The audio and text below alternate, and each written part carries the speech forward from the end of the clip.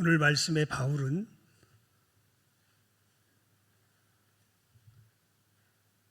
급히 예루살렘을 향하여 올라가는 도중에 있습니다.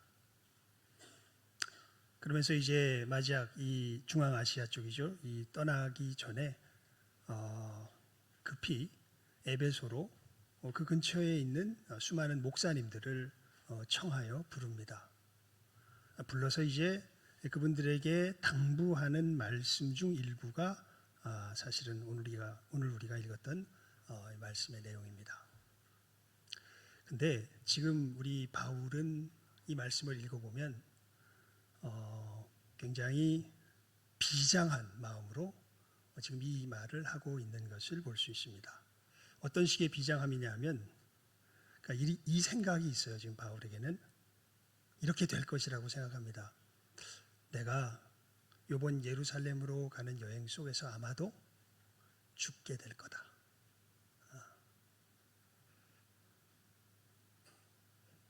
우리 22절, 23절 함께 읽어볼까요? 22절, 23절입니다. 시작. 보라, 이제 나는 성령에 매여 예루살렘으로 가는데 거기서 무슨 일을 당할는지 알지 못하노라. 오직 성령이 각 성에서 내게 증언하여 결박과 환난이 나를 기다린다 하시나. 우리 오늘 본문으로 읽진 않았지만 이제 이게 어디까지 이어지냐면 35절까지 사실은 이 17절부터 이제 이 바울의 당부가 이어지는데 38절 말씀 우리 함께 읽어봅니다. 시작.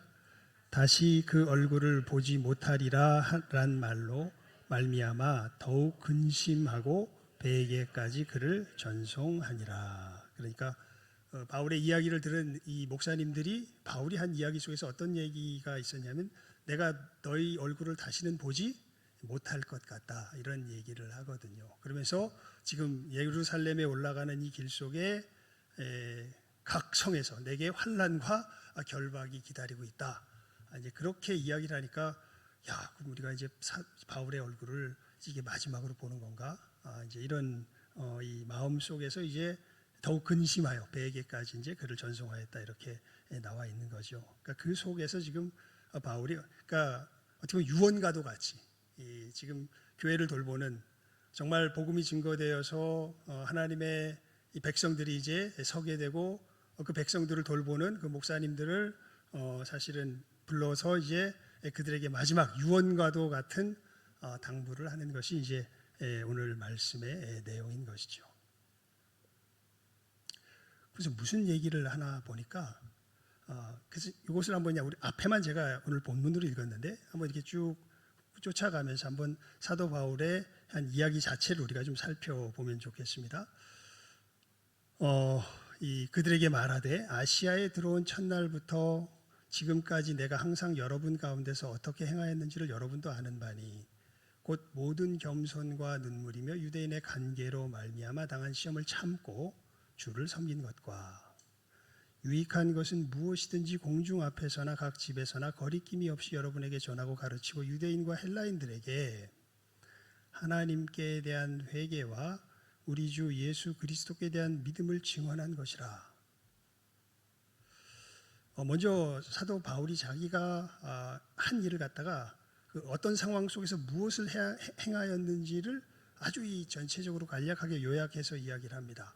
내가 여러분들에게 들어온 때부터 어떻게 행했는지 여러분이 잘 안다.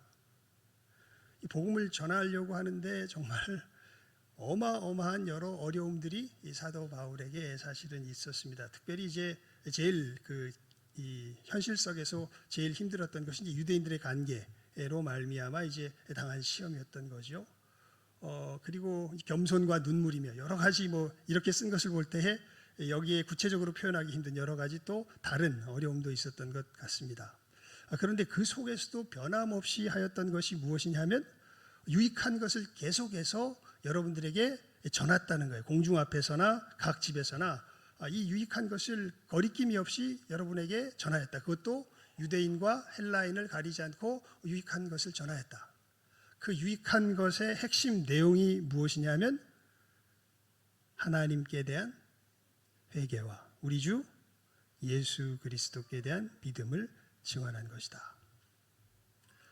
이제 자기가 행했던 것을 쭉 여러분들에게 이 목사님들에게 정리하면서 그러면서 이제 이렇게 이야기를 합니다. 봐라, 이제 나는 성령에 매여 예루살렘으로 가게 되는데 여러분들도 아는 바다. 거기서 무슨 일을 당할는지 알지 못하노라. 사실 사도 바울이 지금 이 얘기를 할 때 사실 사도 바울뿐만 아니라 그때 각 이제 이 도시를 지나가면서 성도들을 만나는데 여러분 거기 성도들 중에서는 이제 하나님께서 특별히 이 예언의 은사와 같은 그런 은사를 주신 사람들이 여럿 있어가지고 가는 곳에서 그 사람들이 사도 바울에게 동일한 경고를 해요. 뭐냐면 가면은 결박당한다. 가면은 감옥에 갇힌다. 핍박당한다. 그러니까 뭐 하지 마라. 가지 마라. 이제 이 이야기를 가는 곳곳에서 사실은 이야기하는데 아마 여기서도 아마 이 이야기 했을 거예요.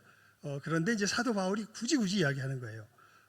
내가 달려갈 길과 주 예수께 받은 사명 곧 하나님의 은혜의 복음을 증언하는 일을 마치려 하면은 나의 생명조차 조금도 귀한 것으로 여기지 아니하노라. 예. 그러면서 이러한 상황인 것을 이제 25절에 이야기하죠. 보라, 내가 여러분 중에 왕래하며 하나님의 나라를 전파하였으나 이제는 여러분이 다 내 얼굴을 다시 보지 못할 줄 아노라. 어떻게 굉장히 확정적으로 이야기를 하죠. 이거 내 마지막 길이다. 어떻게 보면 유언과도 같은 길이다. 그러면서 계속해서 사도 바울이 지금 강조하는 게 있어요. 27절에 이는 내가 꺼리지 않고 하나님의 뜻을 다 여러분에게 전하였습니다. 계속 자기가 전한 것에 대해서 이제 강조를 하죠. 그러면서 왜 이 목사님들을 모아다가 이 얘기를 하냐면 여러분들이 앞으로 걸어가야 할 길이 무엇인지에 대해서 마지막 유언처럼 당부하고자 사실 이 목사님들을 모아다가 지금 이야기하는 겁니다. 그래서 28절부터 이렇게 얘기해요. 여러분은 자기를 위하여 또는 온 양떼를 위하여 삼가라. 성령이 그들 가운데 여러분을 감독자로 삼고 하나님이 자기 피로 사신 교회를 보살피게 하였느니라. 그래서 여러분들 자신들 굉장히 주의해야 된다. 왜냐하면 여러분들을 세워서 하나님께서 참 놀라운 딱 이 표현은요 성경에 여기밖에 안 나와요. 우리가 예수님의 보혈 그러시면 여기서는 누구의 피라고 지금 표현이 되어 있냐면 하나님이 자기 피로 사신 이렇게 표현이 됩니다. 이 표현은 여기밖에 안 나와요. 하나님이 자기 피로 사신 교회를 보살피게 하셨느니라. 그러면서 이런 경고를 합니다. 내가 떠난 후에 사나운 이리가 여러분에게 들어와서 그 양떼를 아끼지 아니하며 또한 여러분 중에서도 제자들을 끌어 자기를 따르게 하려고 어그러진 말을 하는 사람들이 일어날 줄을 내가 아노라. 그러니까 교회 가운데 어떤 일이 벌어질 것이 이제 보여지냐면 자기를 통하여서 증거된 이 복음의 메시지가 아니라 다른 메시지를 전하며 사람들을 이 복음을 따르게 하는 것이 아니라 자기를 따르게 하는 그런 사람들이 일어날 줄을 내가 안다. 그냥 그것이 이제 확실히 일어날 거라는 거예요.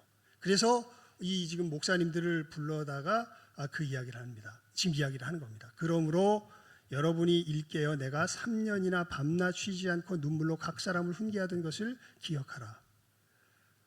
자, 우리 32절 말씀은 함께 다시 읽어볼까요? 32절입니다. 32절 20장 32절입니다. 시작.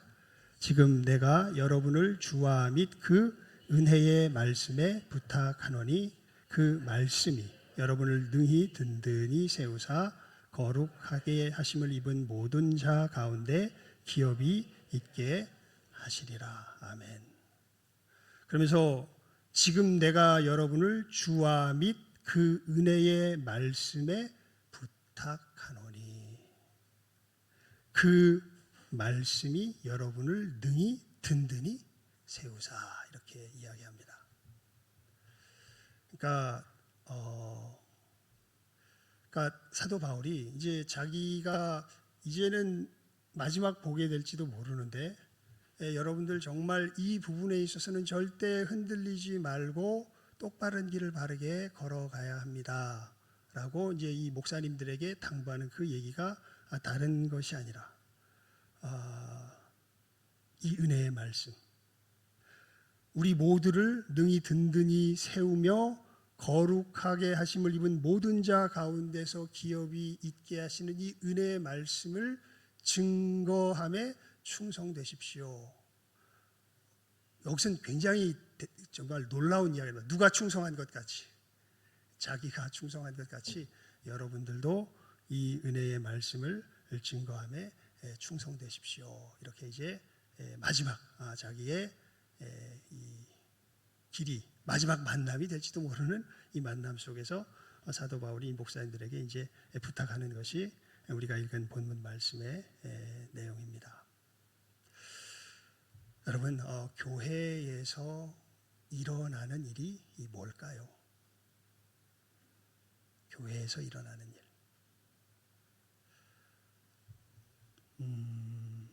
교회에서 또 일어나야만, 교회에서만 일어나는 일.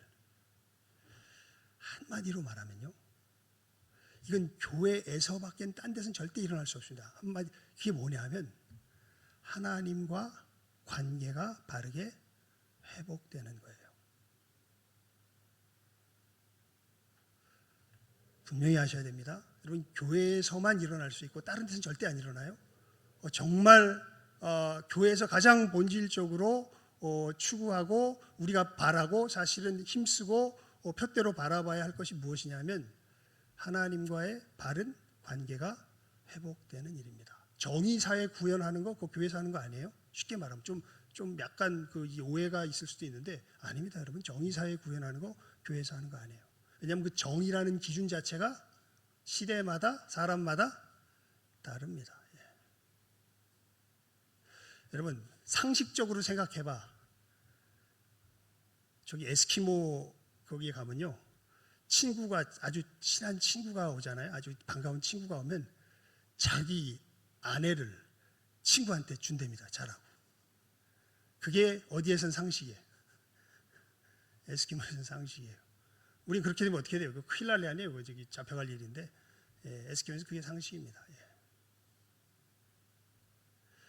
여러분, 교회에서 하는 일은요, 우리가 생각하는 어떤 좋은 것을 함께 나누는 그런 것도 아닙니다. 교회에서 일어날 가장 본질적인 일은 하나님과 바른 관계가 회복되는 일이에요. 그것을 사도 바울이 지금 뭐라고 그러냐면 우리 21절 말씀, 20장 21절입니다. 함께 읽어봅니다. 20장 21절 시작. 유대인과 헬라인들에게 하나님께 대한 회개와 우리 주 예수 그리스도께 대한 믿음을 증언한 것이라.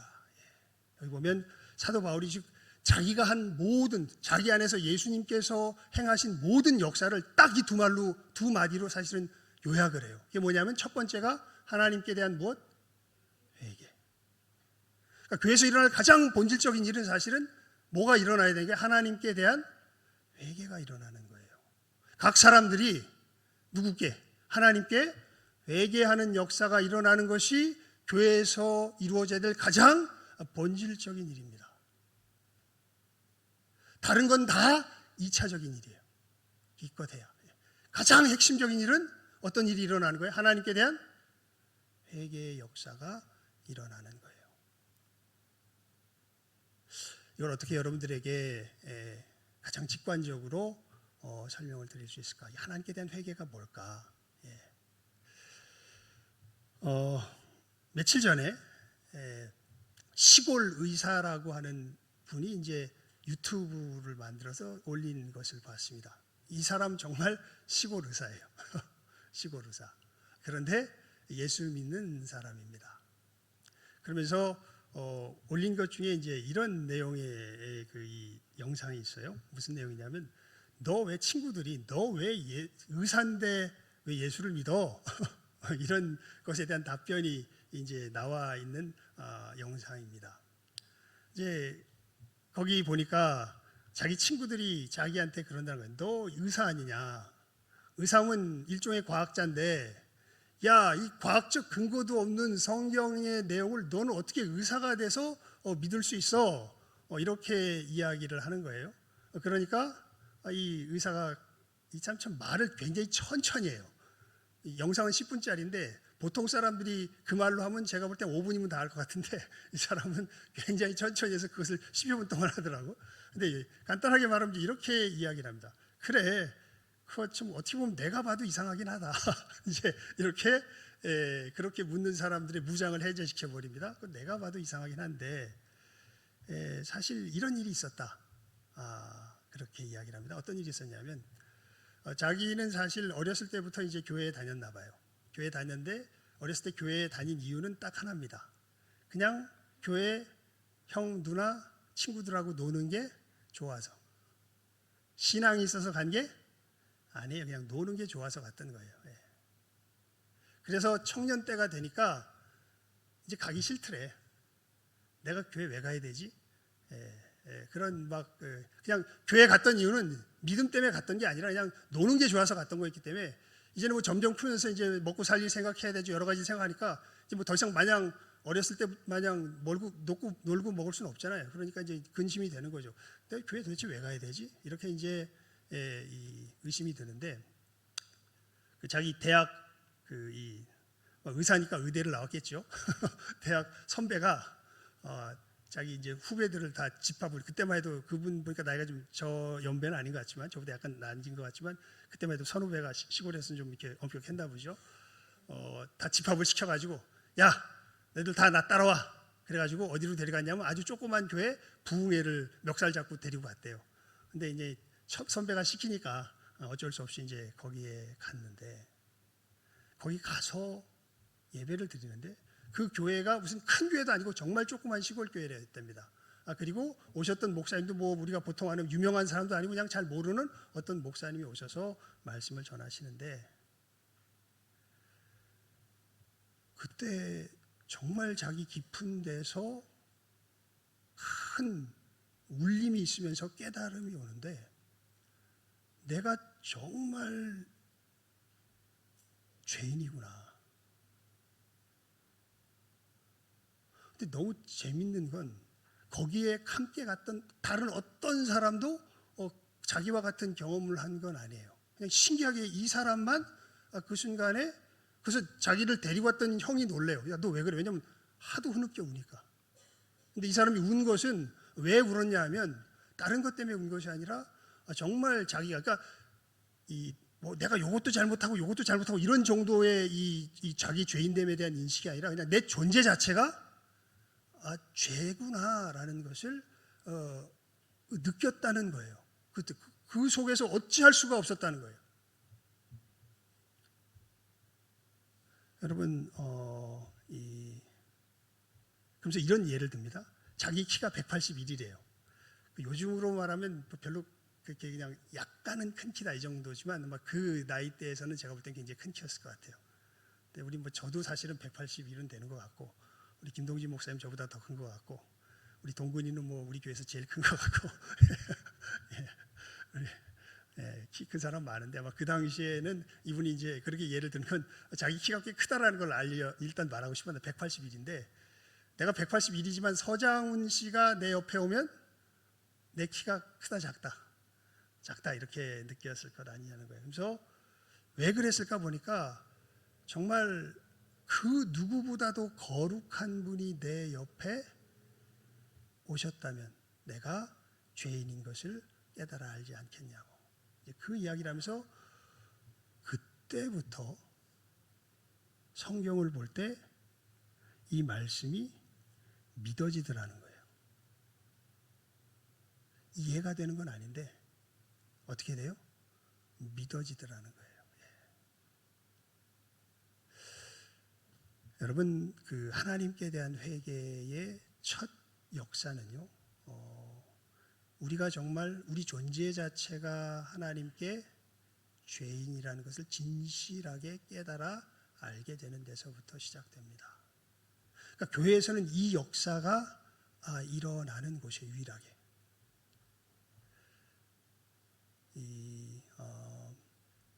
그 사람이 그런 얘기를 해요. 사실 자기가 어렸을 때 교회에서 얘기 많이 들었다는 거예요. 너희들 뭐 아담의 범죄한 가운데 죄인이고 뭐고. 그런데 하나도 누구 얘기는 아니야.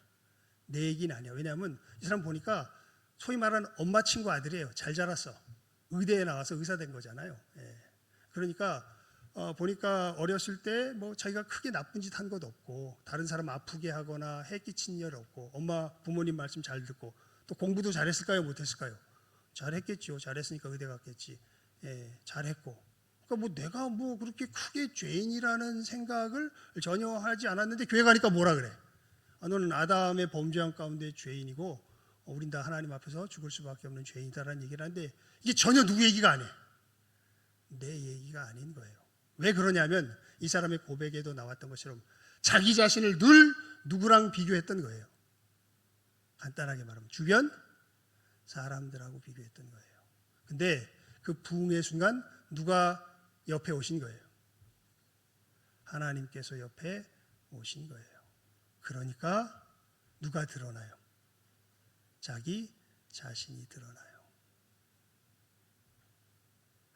여러분, 우리 이 회심하게 된 수많은 사람들의 이야기를 들어보면 회심하는 상황들은 다 다르지만 이 역사는 다 똑같습니다. 어떤 역사요? 자기가 정말 본질적으로 정말 극악한 죄인이라는 것을 깨달아 아는 역사. 그러니까 교회에서는요, 어떤 역사가 일어나야 되냐면 이것이 드러나는 역사가 있어야 돼요. 이 저주받을 죄나 그게 아니라 하나님은 우리를 불쌍히 여기세요. 하지만 그러니까 구원하시길 원하세요. 하지만 진실함 가운데서 구원하세요. 그래서 우리 자신의 실체가 어떤지를 바르게 깨달아 알기를 원하세요. 여러분, 교회에서 정말 이 교회가 전하는 메시지가 진정 자기가 정말 이 메시지를 제대로 듣고 싶기를 원하시는 분이 있다면 이 기도부터 하셔야 돼요. 하나님, 정말 제가 그렇게 큰 죄인입니까? 나의 죄인됨을 깨달아 알게 하여 좀 보여주십시오. 깨달아 알게 해주십시오. 내 모습을 이렇게 말하는 것도 좀 건방질 수 있겠네요. 그냥 이렇게 기도하면 좋을 것 같아요. 내 모습을 좀 내 실체를 좀 보여주세요. 누구 앞에서요? 누구 앞에서? 하나님 앞에서. 하나님 앞에서. 사람 앞에서가 아니라 하나님 앞에서. 그래서 회심하게 된 사람들은 다 누구 앞에서 자기를 확인한 사람들이에요? 하나님 앞에서 자기를 확인한 사람들이에요. 하나님 앞에서. 박효신 장로님도 비슷하죠. 이분 가만히 보면 굉장히 정의감에 불탔던 사람입니다. 가짜 집사로 9년 차까지 있을 때도 보면 그분의 이야기 보면 이제 청송 감호소에서 이 전두환 대통령 시절에 사실은 이 전과가 많은 사람들은 자기가 받을 형량에 플러스 더하여서 감화해야 돼. 너희들은 좀 새롭게 돼야 된다고 더 플러스 몇 년을 더 받아서 지내는 것이 청송 감호소가 아닙니까? 거기서 가보니까 그냥 이거 뭐 전과 1, 2번만 돼도 이거 골치 아픈데 전과 뭐 8, 9번 뭐 이런 어마어마한 죄인들이 거기에 쫙 있으니까 이 사람들 통제하는 게 너무 힘들어 가지고 또 이 속에서 막 우라도 치밀고요. 저 남의 가정 다 깨먹고 남의 재산 빼앗고는 저놈들이 무슨 뭐 자유를 찾겠다고 무슨 뭐 인권 타령하고 뭐 이런 게 막 꼴보기가 싫어가지고 갖다 몽둥이로 들겨 팼다 그러죠. 그냥 폭력으로서 그 사람들 갖다가 그냥 이 질서에 순응 안 하는 인간들을 갖다가 그냥 들겨 팼다 그러죠. 그러면서 몇 년을 그렇게 정말 표독스럽게 이 청송 감호소를 뜻맞는 사람들과 이 관수들과 함께 이 질서를 잡아가니까 이제 몇 년이 지나니까 잡혔다 그러는데 그러는 속에서 이제 자기 영혼이 증오 속에서 다 부서져가고 정말 자기 아내도 사랑할 수 없고 자기 딸도 아들도 사랑할 수 없는 그런 부서진 마음의 상태 속에서 매일 술만 들이키다가 술로 자기를 위로했던 거죠. 집사 9년 차 된 사람이. 근데 자기 이름 말로도 그래요. 가짜 집사였다고. 나는 하나님 있는 거 믿지 않았다고. 그때 그냥 아내 때문에 교회 나가준 거고 그냥 교회 출석해 준 거지 실제로 자기 마음속에서는 하나님을 믿지 않았다 그러죠. 그런데 이제 아내가 자기가 이렇게 무너져 내려가는 것을 보니까 너무 걱정이 돼서 그 당시에 그 마을에 정말 하나님의 놀라운 은혜를 받았다고 알려진 어떤 한 집사님을 한번 우리가 모셔서 한번 교제를 한번 나눠보면 어떻겠느냐 이제 이렇게 이야기를 하니까 박효진 장로님이 기겁을 했다 그러죠. 그때 왜냐하면 그 사람은 보니까 얘기를 들어보니까 막 학교 선생님인데 아이들 이렇게 수업하러 들어갔다가도 갑자기 어떤 아이 위에 이렇게 올라타서 기도하면 그 아이에게 있던 귀신이 떠나가고 또 귀신이 떠나가 가지고 이렇게 됐는데, 그러면 막 어떤 학교에 요즘으로 하면 무슨 학교 폭력이다 뭐 여러 가지 난리가 날 텐데, 놀랍게도 그렇게 귀신이 떠나간 애들 보면 180도 애들이 바뀌는 역사가 막 일어나면서 정말 성경에서 보는 듯한, 사도행전이나 복음서에서 보는 듯한 그런 역사가 그 선생님을 통해서 일어나니까 막 그 진보라고 하는 그 동네인데 사람들이 그렇게 크게 웅성웅성 했던 거죠. 그 사람을 모신다 그러니까 자기가 떨려가지고 내 속도 다 뚫어볼 것 같은데, 그럼 내가 믿음도 없이 가짜 집사하는 거 다 할 텐데 이게 들킬까봐 겁나가지고 안 모시려 그러다가 어쩔 수 없이 모시게 돼서 그분과 이제 이야기를 하는 과정 속에서, 그러니까 자기 나름대로 이제 자기는 술 먹고 담배 피고 하는 거 다 하니까 이거는 지켜야 되겠다 이런 생각이 있었는지, 거기에 대한 이 성경 구절 갖다가 이렇게 다 준비해 가지고, 성경에 술 취하지 말라는 얘기 있어도 술 마시지 말라는 얘기는 없다. 예수님도 포도주 만들지 않았냐. 그러면서 또 성경에 담배 피지 말라는 얘기가 어디 있느냐. 나는 다 꼴촌데 담배 핀다. 뭐 이거 이제 보호하려고 이렇게 마음 먹고 만났는데 그분이 한마디로 이렇게 이야기하신다 그랬죠.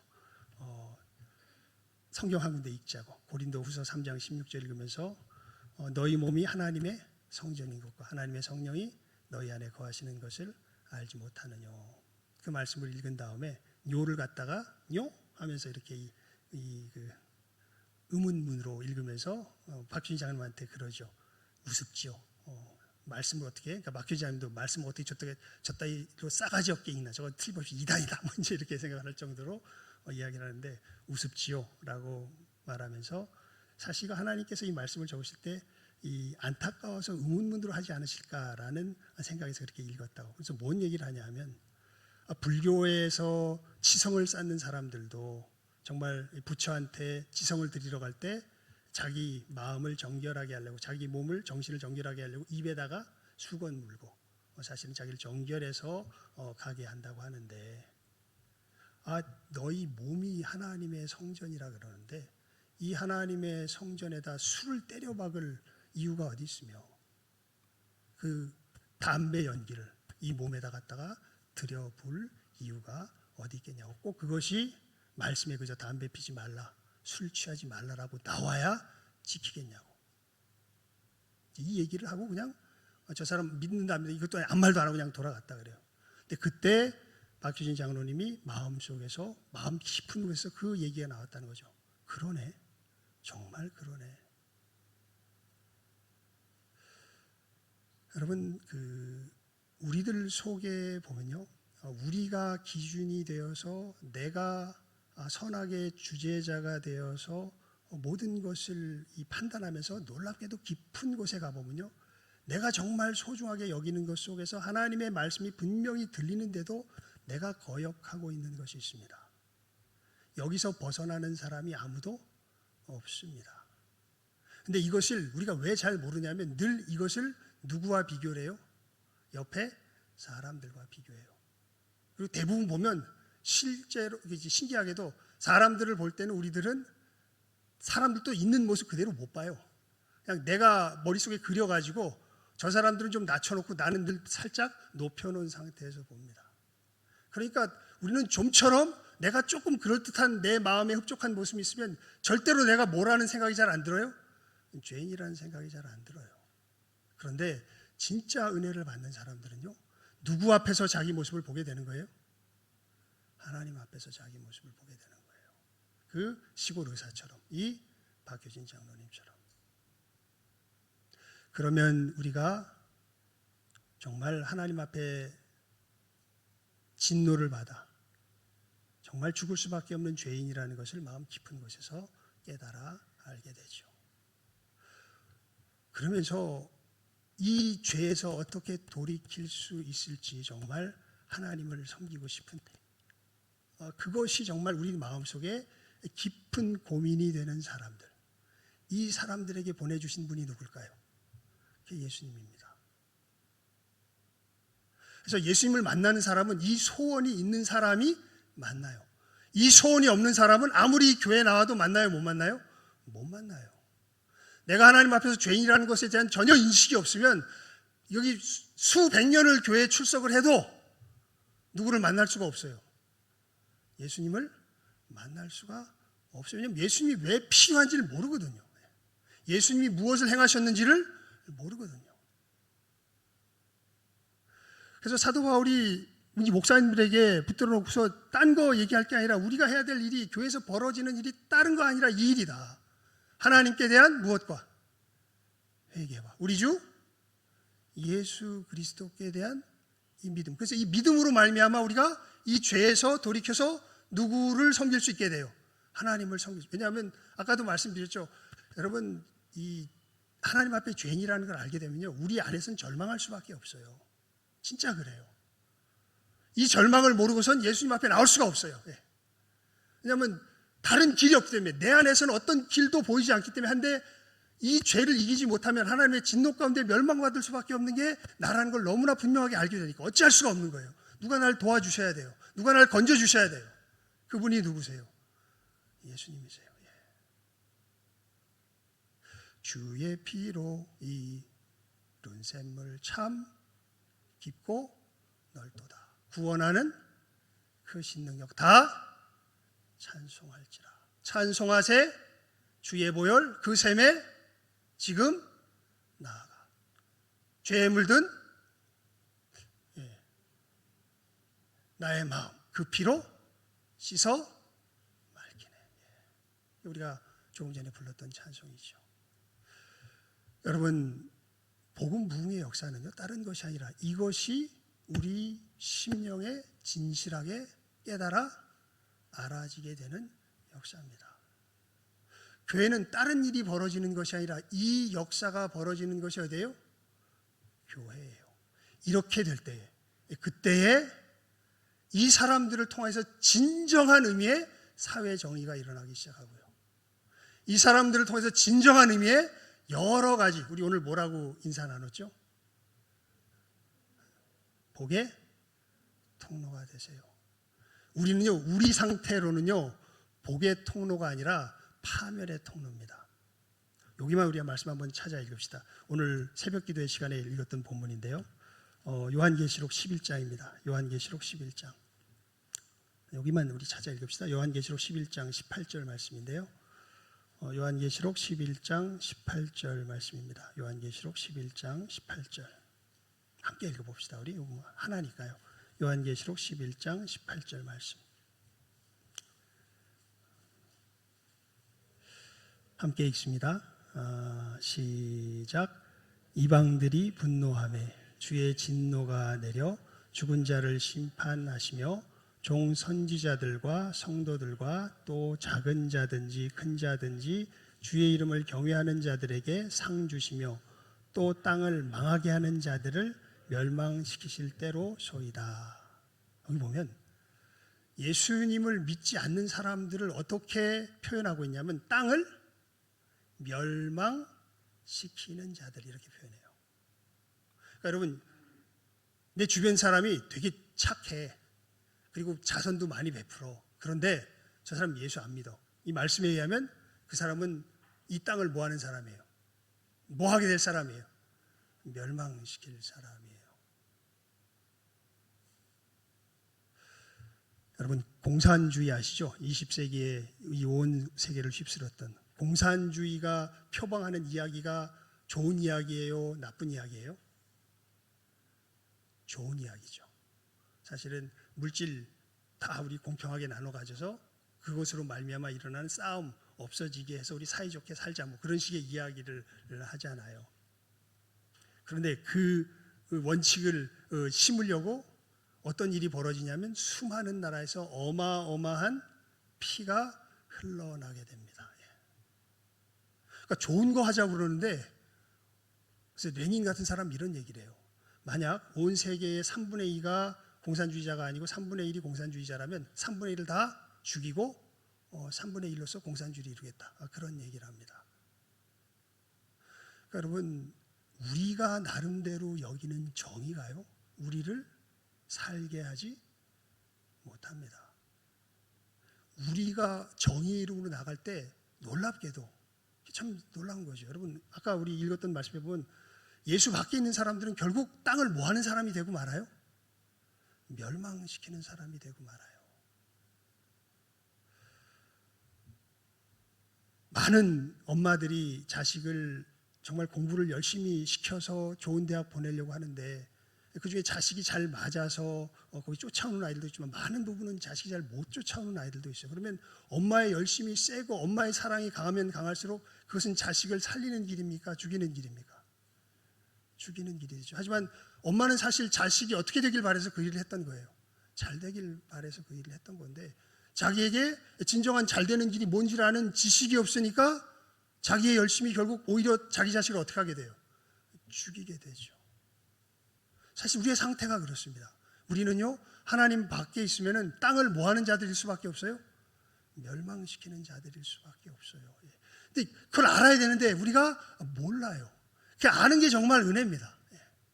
그래서 우리가 하나님 앞에서 늘 기도해야 될 게 우리 교회에서는 이 일이에요. 하나님, 우리 교회에 함께 나오는 이 사람들이 먼저 자기가 정말 하나님 앞에 진노 가운데서 심판받아 죽어 마땅한 죄인인 것을 어떻게 돼요? 깨달아 알게 하여 주시옵소서. 정말 이게 먼저 이루어지지 않으면, 그래서 정말 하나님을 섬기는 것이 무엇인지 그 천국의 모습을 바라볼 수 있게 해주시고, 그 일이 바로 우리 주 예수 그리스도 안에서 열리게 되는 이 놀라운 복음을 바르게 듣고 예수 안에서 새롭게 변화되는 것, 그것을 우리 예수님께서 친히 이렇게 표현하시죠. 사람이 거듭나지 아니하면 어떻게 돼요? 천국에 들어갈 수 없느니라. 그래서 이 거듭남의 역사가, 진정한 새 생명의 역사가 일어나는 우리 교회가 되게 하여 주시옵소서. 우리가 되게 하여 주시옵소서. 이게 뭐예요? 복음? 부흥이에요. 다른 게 아니라 이 역사가 일어나는 게 교회의 역사예요. 뭐가? 하나님께 대한 회개와 우리 주 예수 그리스도께 대한 이 믿음의 역사가 진실하게 일어나는 것. 그게 교회에서 일어나야 할 가장 본질적이고 핵심적인 역사라. 사도 바울이 이 메시지를 가지고서 이제 자기가 마지막 어떻게 될지 모르는 상황 속에서 목사님들 모아다 놓고, 여러분 딴 얘기하지 마십시오. 딴 것이 우리들 가운데 중심이 되게 하지 마십시오. 이것이 우리들 가운데 계속 흘러가게 하십시오. 그래서 마지막 그렇게 이 당부의 마지막 부분에 보면 이렇게 이야기하잖아요. 지금 내가 여러분을 주와 및 그 은혜의 말씀에 부탁하노니 그 말씀이 여러분을 등이 든든히 세우사 거룩하게 하심을 입은 모든 자 가운데 기업이 있게 하시리라. 다른 것이 아니라 이 복음의 메시지를 바르게 지켜내십시오라고 당부하고 있는 것이요. 또 갈라디아서에서 보면 이 복음의 메시지에서 흔들리니까 정말 불과 같이 어떻게 보면 호령하며 그 메시지 가운데 바르게 설 것을 이야기하고 있는 것이 또한 갈라디아서의 말씀도 되기도 하죠. 여러분,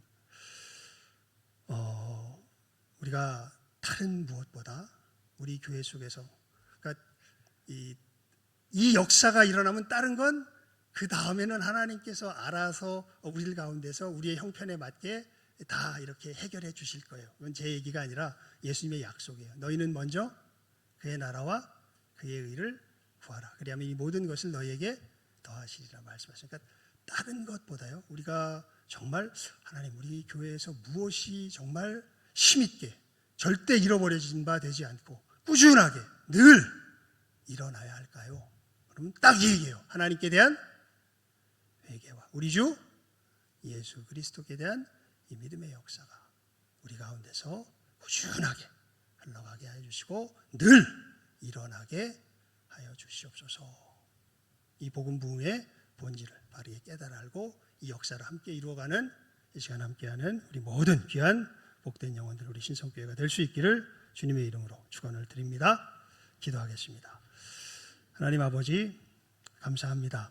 저희들 다른 것이 아니라 정말 하나님께 대한 회개와 이 하나님께 대한 회개가 우리들 영혼 가운데, 우리의 마음 가운데, 우리의 존재 가운데 일어나게 하시는 우리 주 예수 그리스도의 그 놀라우신 십자가의 역사에 대한 믿음의 참으로 그 역사가 하나님 늘 꾸준하게 아버지 하나님 참으로 일어나는 저희들 우리 한 사람 한 사람 또 우리 주변 되게 하여 주시고 우리 교회가 되게 하여 주시옵소서. 정말 다른 곳에서 이 일이 일어날 수 없습니다. 세상은 이미 하나님을 떠나 참으로 멸망의 길을 향하여 가고 있고, 이것이 정말 필요한 것을 그나마 세상의 양심이 되어 외칠 수 있는 것이 교회요, 이 역사가 일어날 수 있는 것이 유일하게 교회인 것을 압니다. 하나님, 저희들 다른 것 보지 않게 하여 주시고 이 하나님께 대한 회개와 우리 주 예수 그리스도께 대한 이 믿음의 역사가 우리 가운데 늘 아버지 하나님 꾸준하게 성실하게 일어나며 이 역사를 또한 지키며 아버지 하나님 나누며 나아갈 줄 아는 우리 귀한 교회 복된 영혼들 다 되게 하여 주시기를 간절히 바라옵고 소원하옵고 간구하오며 모든 것 예수님의 이름으로 기도드리옵나이다. 아멘.